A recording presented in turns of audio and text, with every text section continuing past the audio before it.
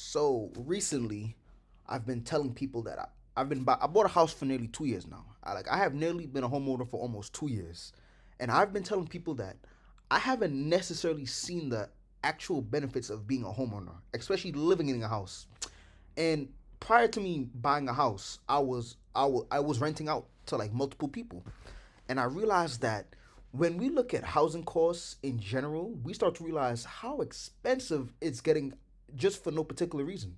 So in today's video, we're going to be breaking down rent prices, the spike, and how it increases almost 60%. More expensive than ever to rent. In fact, rents were unaffordable in 2024 for almost 25 million households in the United States, an all-time high, according to So it says nearly half of renter households are cost burden, proportions differ by race. a report on America's rental housing by the Joint Center for Housing Studies of Harvard University released this month. The most astonishing finding highlighted by analysts in the Harvard report is that a huge number of renters I'm not gonna lie, like I've moved out at the age of 21 and I'm like 28 now, so which was like 7 years ago. And I'll say this is really accurate. this I'm making way more money now than I did when I moved out, and I could honestly say with full conviction that this is really accurate. are spending their entire paycheck on housing. Are you one of them? A common guideline advises against spending more than 30% of your earnings on housing costs. If you spend more than a third of your income on rent, you're considered to be moderately rent burdened. If you spend 50% of your paycheck on rent, you're considered severely rent burdened by federal standards. However, amidst the worsening housing crisis, millions of Americans are dedicating 100% of their monthly pay towards rent. Can you believe that? That's a tough pill to swallow, and it's a perfect illustration of the decay of the U.S. economy over the past 4 years. No one should spend that much to keep a roof over their heads. Generally, the more you spend on essentials like shelter, that means there's less in your budget to spend on other things, said Kara Ng, a senior economist at Zillow. For workers earning the minimum wage in many large U.S.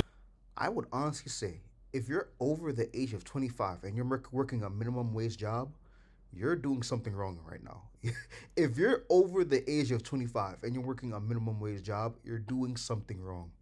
Because I do hate to say it, like we're living in a day and age where it's like if you have responsibilities, especially as a grown man, and you're working a minimum wage job, to me you're just doing bad. cities, it's been impossible to keep up with the growth of rent prices.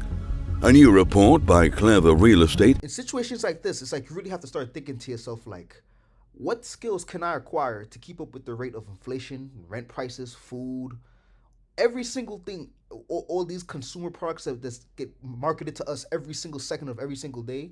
And we really have to start asking ourselves, like, at what point do we sit there and be like, okay, how do we tackle this problem? Found Because even when it comes to simply living in a home, it's expensive. that the average American has to work 50 hours just I empathize with this. I feel like I've been working 50 hours for the past 3-4 years, especially living in New York. to pay their rent. That is an alarming development, financial experts say. Is it alarming? 50 hours represents just over 30% of a month's work based on a 40-hour work week. And that's also if they're earning an average hourly wage of $34.59. If not, they will not be able to cover the current median rent, which stands at $1,733 a month. Notably, more than 1 in 5 Americans who earn minimum wages are spending their entire paychecks on rent every month. A Redfin survey exposed that 22 And it really makes you wonder, like, because it leads into the question of should I continue renting or should I buy a home? And this is the kind of dilemma I'm in right now, where it's like I actually am a homeowner, and I'm starting to really think to myself, like, would have just been renting and not really worrying about all these, like, fixer-uppers, fixing out all these light bills, would it have just been worth it just to continue renting? Because you really reach this dilemma in life where you say to yourself, like, yeah, you want autonomy over where you live, but at the same time, it's like when it comes to renting, there's only like one bill you're paying for just to rent. Maybe utilities too, but other than that, everything else is kind of on the landlord. 2% of renters are spending all their income directly on rent, while another 20% are working a second job just to afford it. At least 2 jobs. Renters are also dipping into their retirement funds to keep a roof over their head, with 13% pulling money out and another 12% contributing less to their savings.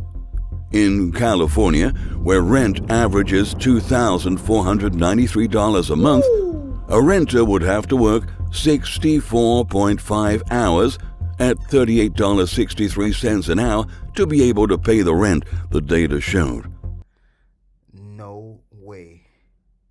If they're talking about one person, $38, the average person is barely even making $30 an hour. Meanwhile, in Florida, with an average monthly rent. And that's how you use CRMs. Questions? Or you can just move to Monday. And of $2,033, a renter would toil for 63.5 hours at $32.01 an hour to make the rent. And in Texas, where rent averages $1,720 a month, a renter must log 52.9 hours at $32.54 an hour to pay the rent. Clever researchers also noted that in many urban areas, you'd need to earn more than quadruple the federal minimum wage of $7.25 to afford the fair market rent without spending more than 30% of your income on housing or working a second job. In Atlanta, Austin, and Nashville, for instance, median rents are hovering around $1,600 a month.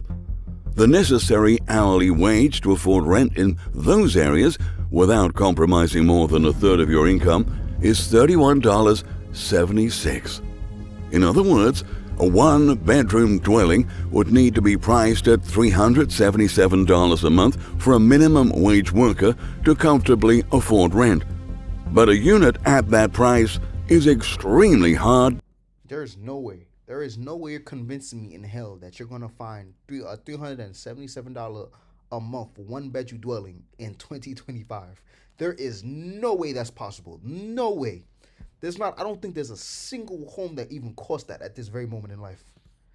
Not in the U.S. I don't think so. To come by. Since 2020, rent prices across the country have risen 30.4%, and that's according to an analysis from Zillow and StreetEasy, while the federal minimum wage has remained unchanged since 2009. Some areas have experienced double that growth in rent prices in the last 4 years. Highly desired markets like Staten Island have seen monthly rent prices increase by nearly 60%, from $1,244 to $1,983 over that same period. Today, 74% of U.S. residents earning under $50,000 annually struggle. Okay, so let's look at this. 74% of U.S. residents earning less than $50,000 annually are struggling to afford their mortgage or rent payments. To cover monthly housing costs, 43% of these people have to eat out at restaurants less often. I don't even eat out at restaurants at all. And I think the truth of the matter is, this is kind of true. If you're making anything less than like more than half your rent, if you're making like more than half your rent every month, you could be fairly fine. But most people, they at least spend like half of their rent. Half of their bills that they get every month is going towards rent. And the truth of the matter is, most people are really suffering because of this aspect. With housing payments, as revealed by Redfin. Among these individuals, 24% have skipped meals, 43% reduced restaurant dining, This is crazy. 36% cut back on vacations, and 25% borrowed money from family or friends to afford housing costs over the past 12 months.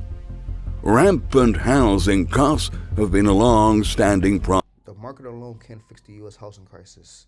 And I think the truth of the matter is, it's like, as they keep printing money, things just get worse.